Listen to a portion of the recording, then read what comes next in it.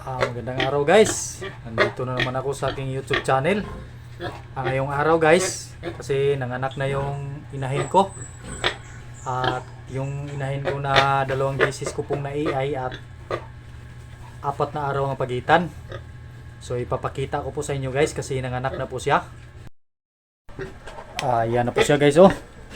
Ito po yung pangalawang beses ko pong naiay at 4 na araw simula ng una kong naiay, 4 na araw iniay kong muli.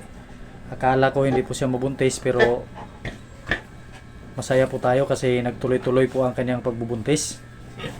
At sa awa ng Panginoon guys, binigyan tayo ng 12 biik. Pero yung ang buhay 10 lang. Ayan po. Kasi ang dalawa guys, patay na po ng lumabas. Pero may natira po na 10 healthy piglets. At nagpapasalamat po tayo sa Panginoon kasi okay na po yung 10. Akala ko kasi hindi po siya mabuntis kasi 2 beses ko po siyang naiay.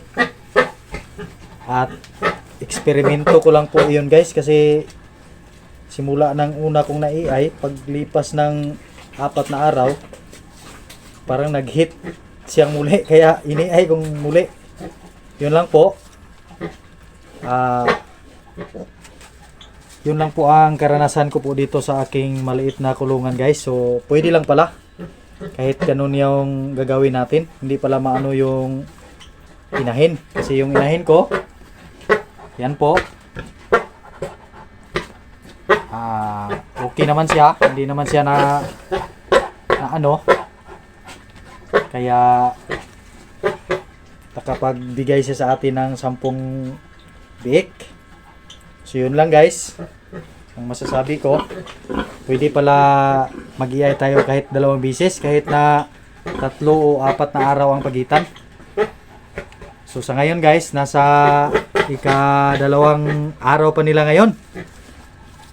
Oh, napaka-laki po nila guys, kahit na 2 araw lang. Pantay-pantay po ang kanilang mga katawan. At pangalawang parite pa po ito guys. Nung una, siyam po sila lahat. Ngayon, 12 sana pero namatay yung 2 kasi siguro sa forma naman guys. Hindi naman ano, siguro pag ano siguro niya guys. Pag